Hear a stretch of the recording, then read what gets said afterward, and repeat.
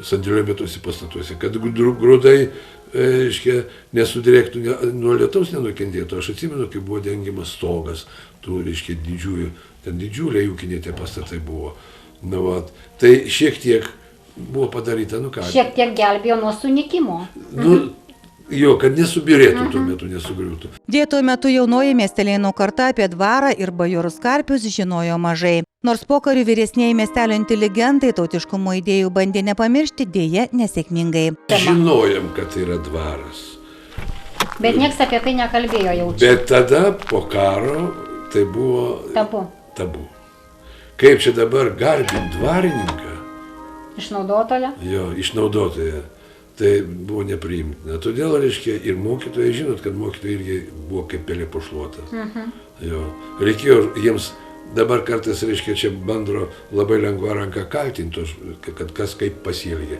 Bet atsidūrus šitoj situacijai, tai žinot, kada kiekvienas galvoja apie save, apie savo šeimą, apie savo žmoną, apie savo vyrą, apie savo vaikus arba anūkus, tai yra, taip sakant, ne taip paprasta toj situacijai. Ir todėl, sakykime, mokytojai negalėjo būti drąsus. Nors, aš jums pasakysiu, Joniškėlio vidurinės mokyklos mokytojai pastatė tada tą prieškariai buvo tokia pjesė Atžalynas.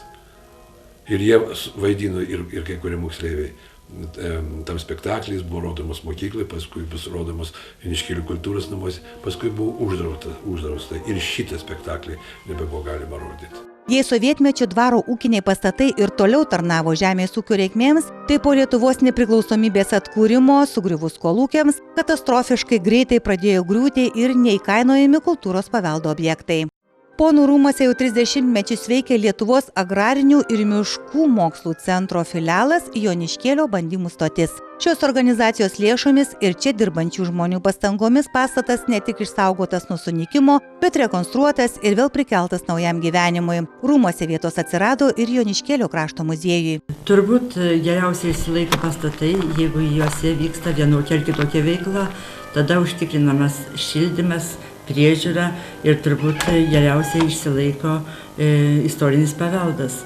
Tačiau senstant pastatams, jų turbūt ne tik istorinė vertė didėja, bet ir atstatymo vertė didėja. Ir dažnai tam, kad atstatyti autentiškai, reikia žymiai daugiau lėšų negu paprastam pastatui pastatyti.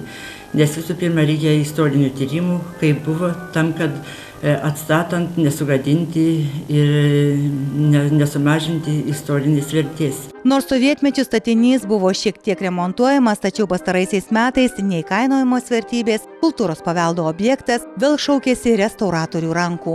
Bandymų stotis įsikūrusi 82 metais. Prieš tai dvaras priklausė bandymų stoties eksperimentiniam ūkiui.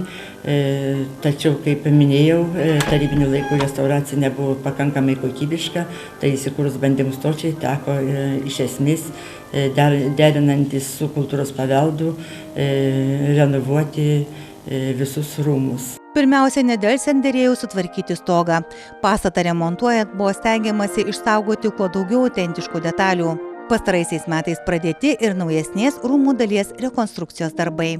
Šitas pastatas yra šiek tiek dekoratyvesnis, jau yra su arkiniais langais ir manytume, kad ateityje čia galėtų būti įrengtas muziejus, taip pat su galimybė turistam apsigyventi.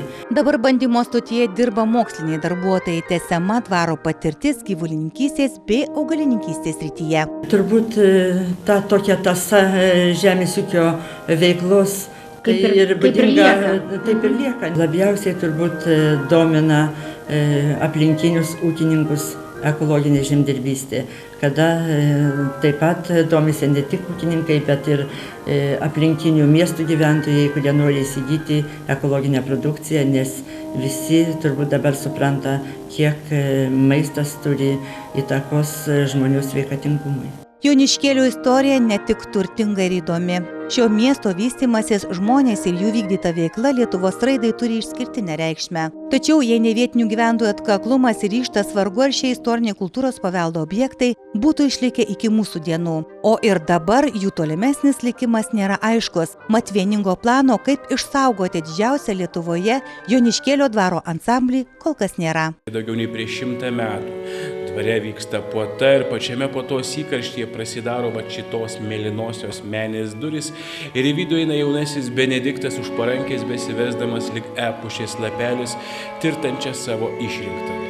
Ir nors ant jos specialiai iš Paryžiaus atvežta šilkinė suknė, nors jos kaklą puošia perlų vėrinys, o pirštus aukso žiedai, jinai jaučiasi labai blogai, jinai nežino nei kaip reikia stovėti, nei kur laikyti rankas, nei kur žiūrėti, ir ta suknė atrodo per daug atvira, iššaukianti, nederanti jai. Galų gale jinai stovi prieš to žmonės, kurių kaip nekaip nuosavybė yra, ir užteks vieno piršto mosto ir jos gyvenimas bus baigtas.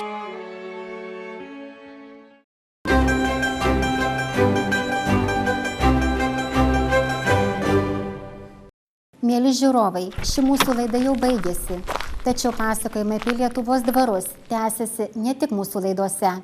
Lietuvos knygynuose jau pasirodė mūsų laidos bičiulių Ingridos Semaškaitės 6 knyga Atgimę dvarai. Knygoje aprašomi 100 restauruotų dvarų, perteikiami emocingi savininkų pasakojimai, kaip jiems sekėsi dvarus prikelti naujam gyvenimui.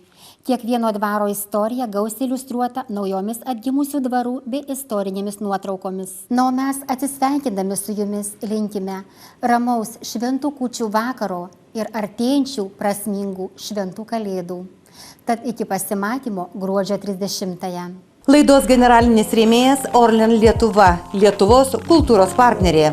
Rėmėjas Rumšiškių baldai, didžiausias antikvarinių baldų centras Lietuvoje.